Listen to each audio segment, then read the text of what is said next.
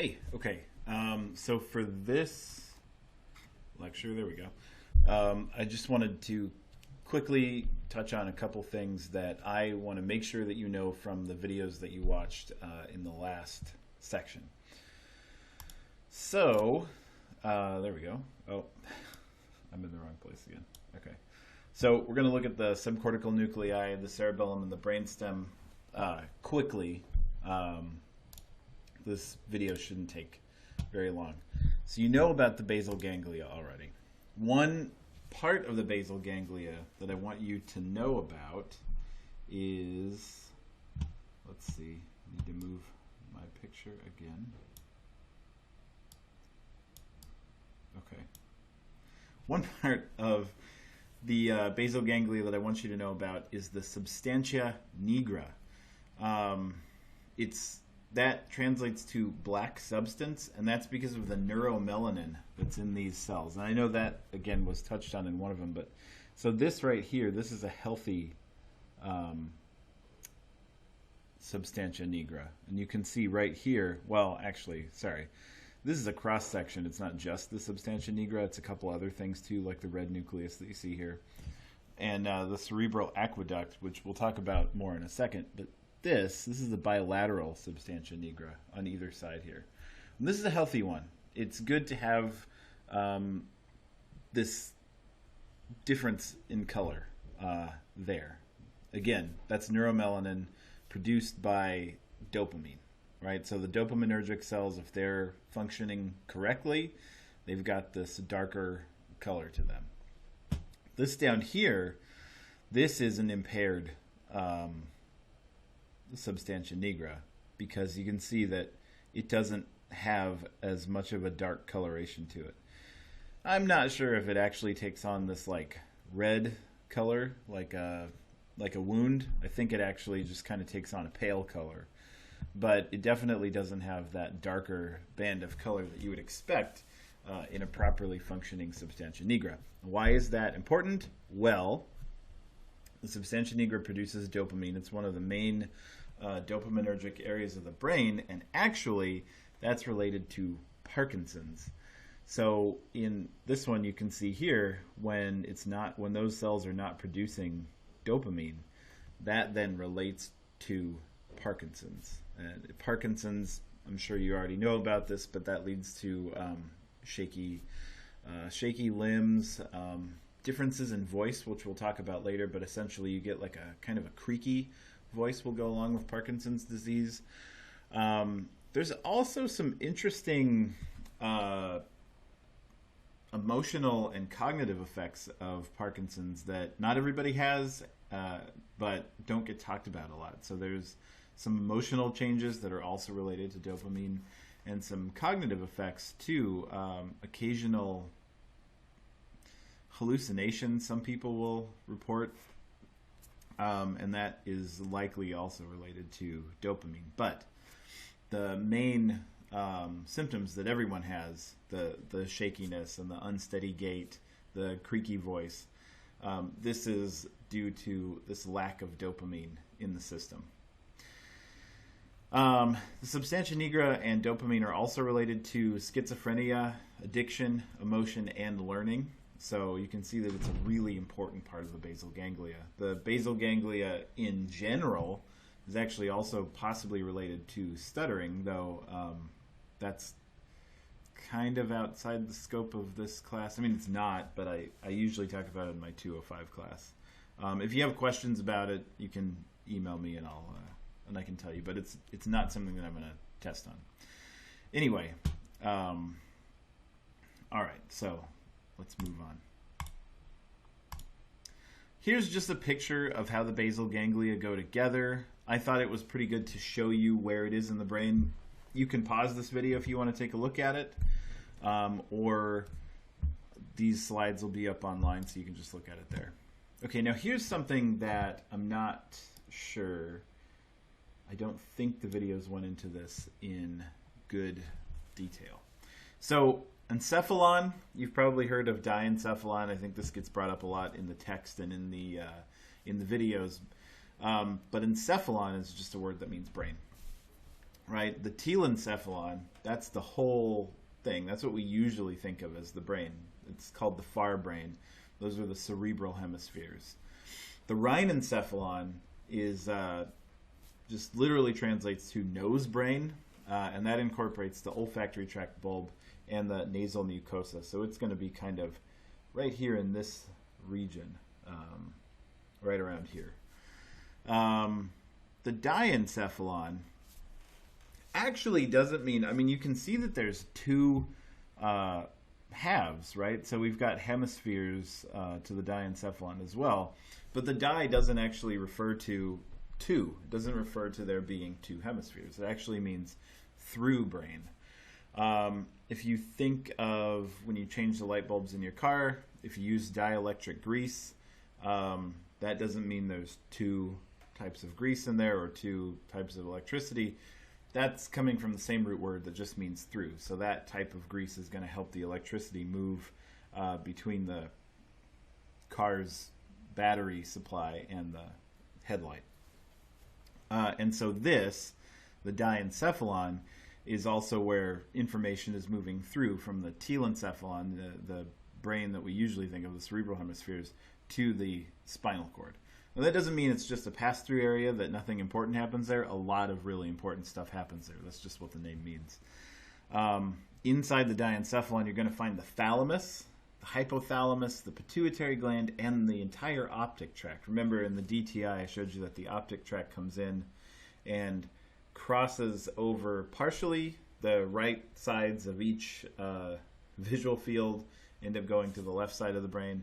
The left sides of each visual field go to the right side of the brain. And that entire optic tract is encapsulated in the diencephalon. The mesencephalon just means midbrain.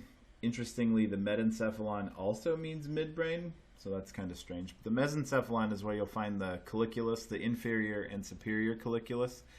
Those are important for hearing and vision. That's really as deep as you need to know about those until you go on into graduate courses for,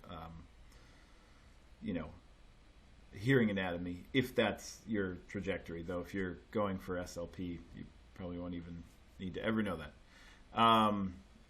The metencephalon is where the pons and cerebellum are located. These are important. You already know a lot about the cerebellum. I'm going to talk to you about it for a couple seconds as well.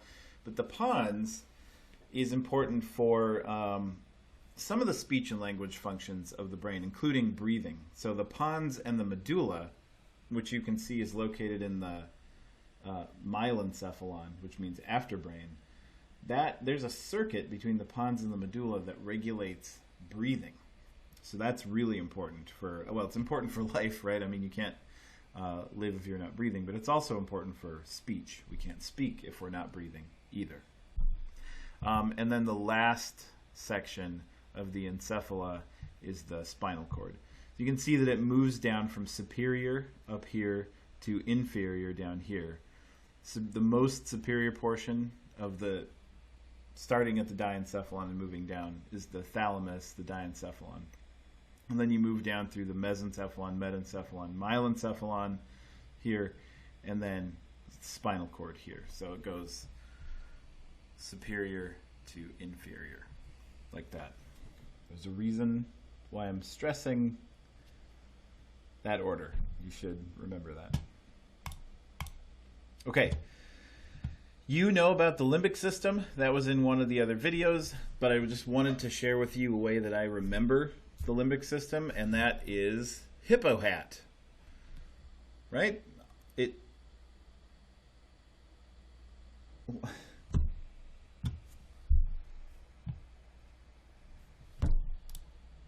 What a jerk.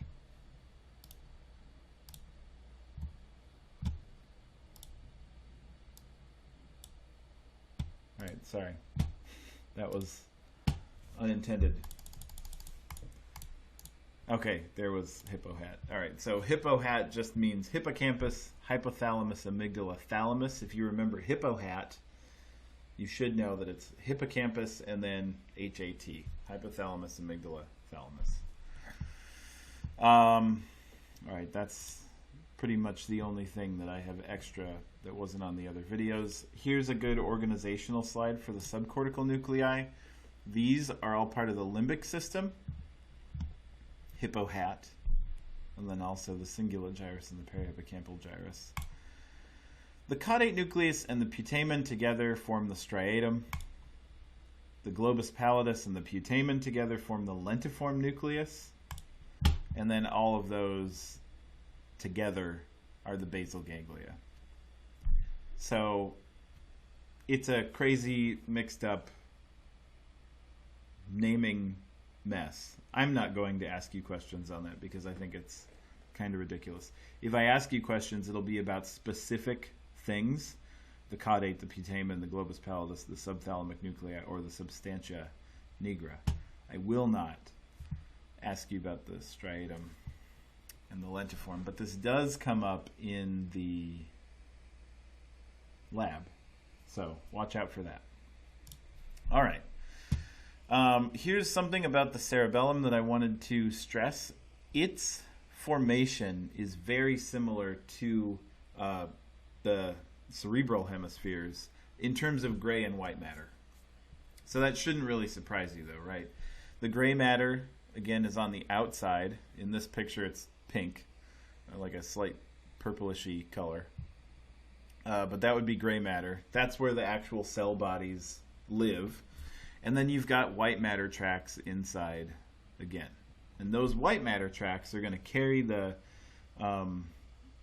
all the messages from the gray matter through the cerebellum, through the middle of the cerebellum, and then through the midbrain, up to the pons, up or down to the medulla, or up towards the thalamus.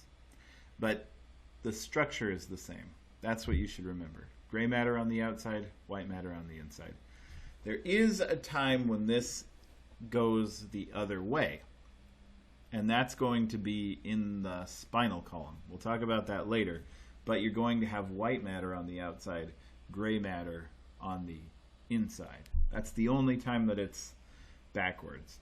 So in the cerebral hemispheres, in the cerebellum, gray matter outside, white matter inside. In the spinal cord, it's going to be white matter outside, gray matter inside. So that's where it flips. All right.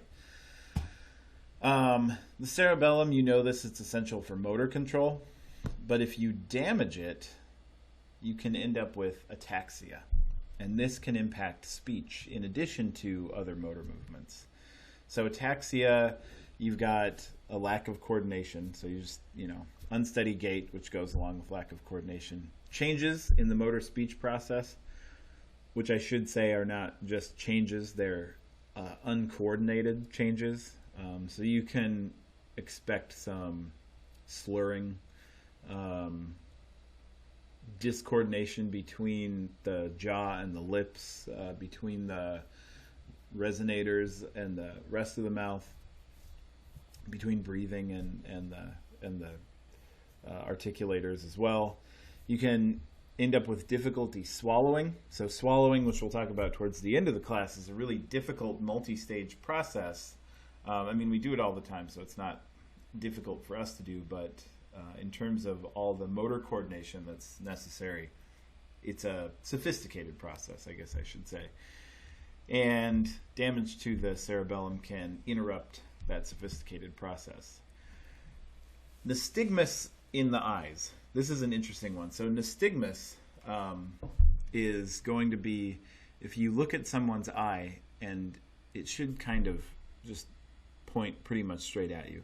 There are little things called saccades, or saccades, depending on how you say it. The eye might move slightly to one side or the other, but nystagmus is going to be kind of just a wavering back and forth. Typical eye movement would be dead on with occasional flips up, down, to the sides, but mostly dead on. And nystagmus is going to be this kind of wavering movement. So what I'm doing with my finger is mimicking how the pupil actually will move. And ataxia doesn't just happen with damage. That's the most typical way that we see it. A lot of times this presents after car accidents, after strokes, different things like that. But there are also some hereditary conditions that can cause ataxia as well. Those hereditary conditions usually impact the white matter tracts that go between the cerebellum and the rest of the brain. There's some others that do other things. But anyway, it can be from trauma, like car accident, stroke, but it can also be from hereditary disorders. And then one last thing about the gray and white matter. This is just another picture. There's a cross-section, an actual slide from cerebellum.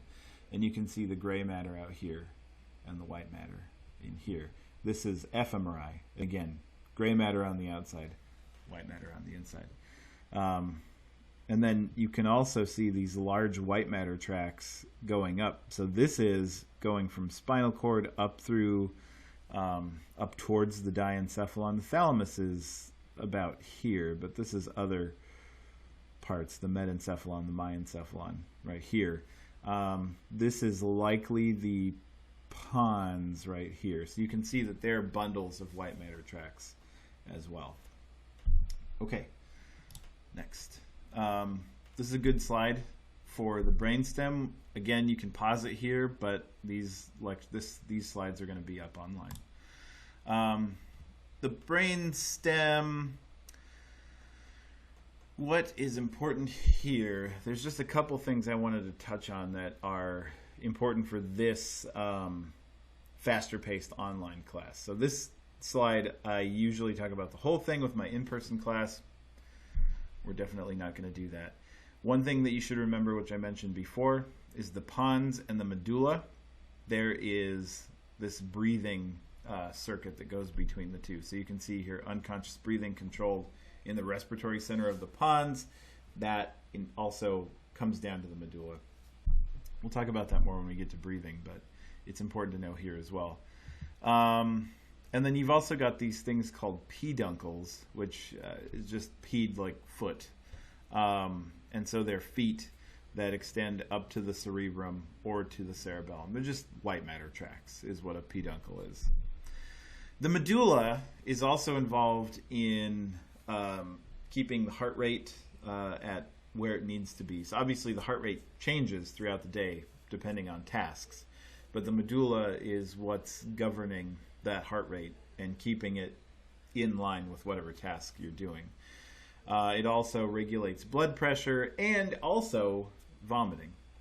And then one clinical concern relating to the brainstem is locked-in syndrome.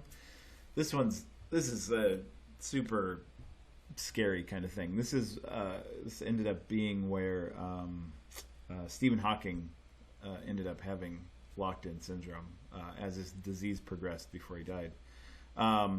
It can come from a stroke in the basilar artery. You don't know about the basilar artery yet, but you will at the end of this this week. You'll know about the basilar artery. So you can have a stroke there. It's a large artery that serves the brain that can affect the pons. There can also be a lesion in the brainstem, so this could come from a stroke. So you could deprive other parts of the brainstem of oxygenated blood. And then interestingly, crate neurotoxin. This snake is known as a crate, and its venom mimics the functions of a stroke in the basilar artery. So what it does is it prevents the neurons from actually releasing neurotransmitters that are needed to, communicate from one neuron to another. When that can't happen, think about breathing is controlled in the pons. Well, if the cells in the pons and the cerebellum can't send out their neurotransmitters to talk to other neurons downstream in the lungs, people usually end up dying of suffocation from crate neurotoxin. Certainly if you were able to get them on a ventilator, there would be other functions that were impaired too, because pretty much everything in the body runs from one cell being able to communicate with another, one neural cell being able to communicate with another neuron. So it is a pretty dangerous poison no matter what. But suffocation usually occurs somewhere around 3 to 5 minutes. If you got really great lung capacity, maybe something closer to 8 minutes, but that's very few people. So you can see that if someone gets bit by this out in the middle of nowhere, they'll probably suffocate before anybody can get to them. Luckily for you, most of you who are taking this class, although it is an online class, so some of you might be abroad, if you're in the United States, these are not native to the United States. So you just have to watch out for your weird friend that has too many snakes. They could have a crate, but they're illegal, so they shouldn't.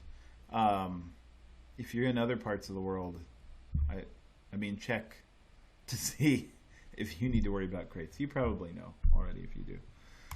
Okay, so that is it for this lecture. I'm going to stop here and then move on to a different lecture.